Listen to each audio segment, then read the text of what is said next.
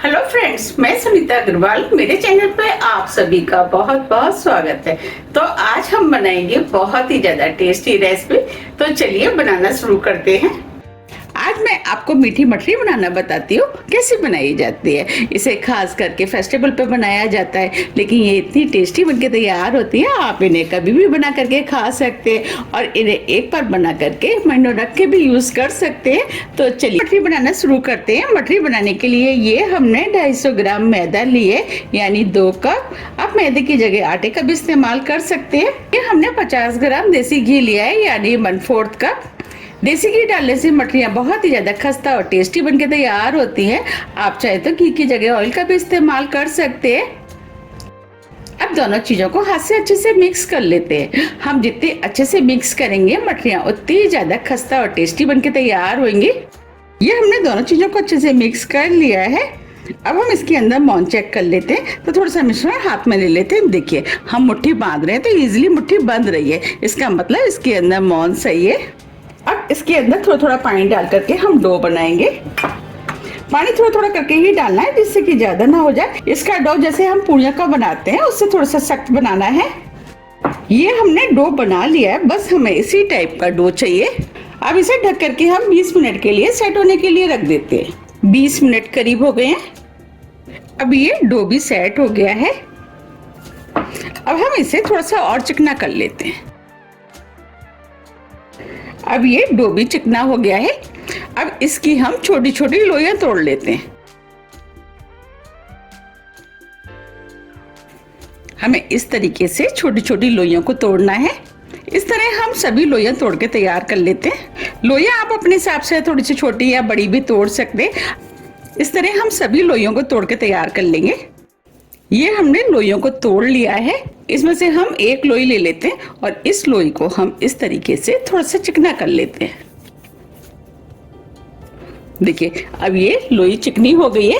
अब जो हमने लोई बनाई थी उसकी हम मठरी बेलेंगे। उसके लिए हमने ये चकला लिया है और जो लोई बनाई थी उसे हम इस चकली के ऊपर रख देते हैं और इसे हम इस तरीके से बेल लेते हैं। हमें इस मठरी को थोड़ा सा मोटा ही बेलना है। ये हमने मठरी को बेल लिया है। अब मैं आपको दिखा भी देती हूँ कि हमें कितनी मोटी मठरी बेलनी है। देखिए हमें इतनी मोटी मठरी बेलनी है। अब ये मठरी फूले ना, तो इसके लिए फोक से हम इसमें छेद कर देते हैं। आप चाहे तो एक तरफ से भी कर सकते हो और आप चाहे तो इसमें दोनों तरफ से भी कर सकते हैं। देखिए हमने इसमें दोनों तरफ से छेद कर दिए हैं। इस तरीके से हम सभी मठरियों को बना के तैयार कर लेते हैं। ये हमने कुछ मठरियां बेल करके तैयार कर ली है। चलिए अब हम इनको फ्राई कर लेते हैं। इधर हमने मठरियों को फ्राई करने के लिए कढ़ाई में ऑयल गरम करने के लिए रख दिया था। अब ये ऑयल गरम हो गया है। हमें इनको फ्राई करने के लिए हल्का ऑयल गरम चाहिए। अब जो हमने मठरियां बनाई थी वो हम इस ऑयल में डाल देते हैं। जितनी मठरियां आएंगी उतनी हम डाल देंगे।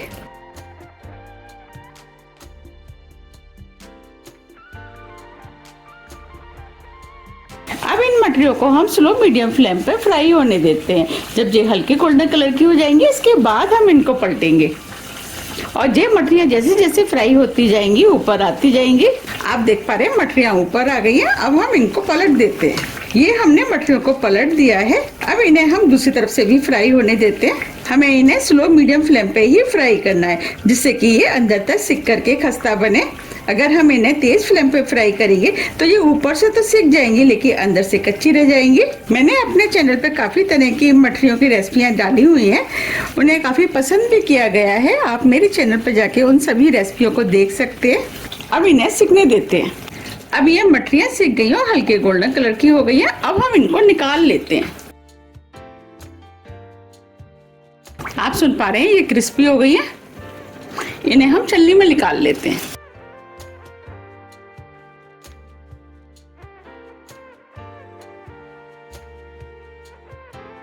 इस तरीके से हम सभी मठरियों को सेक के तैयार कर लेंगे। ये हमने सभी मठरियों को फ्राई करके तैयार कर लिया है।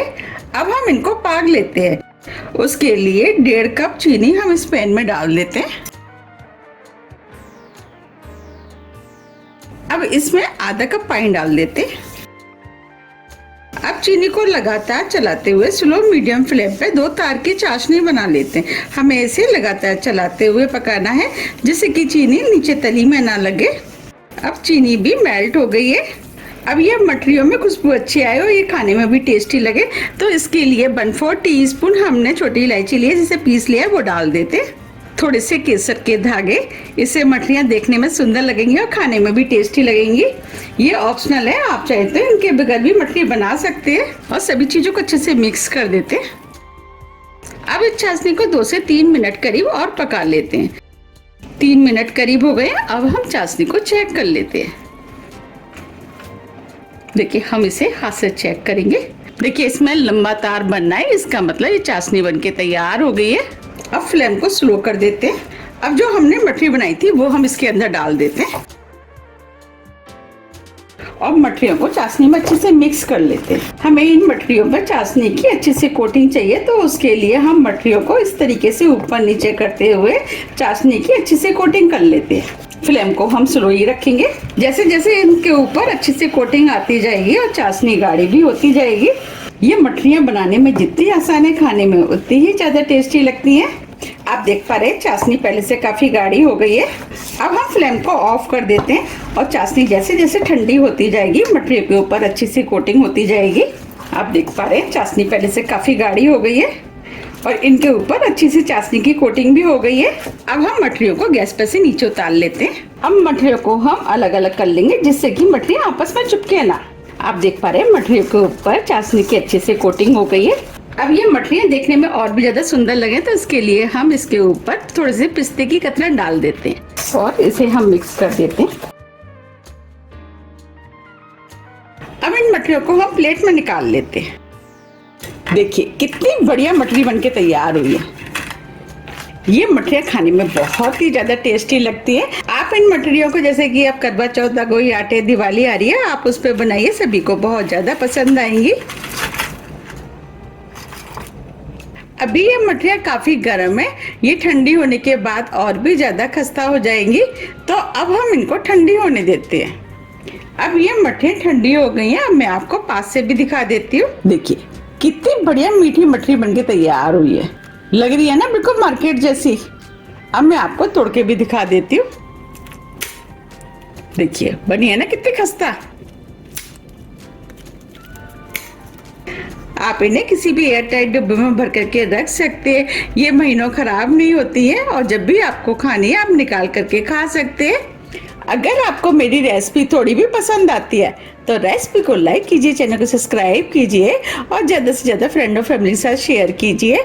अब हम फिर मिलते हैं इसी तरह की टेस्टी रेसिपी के साथ। जब तक के लिए नमस्कार।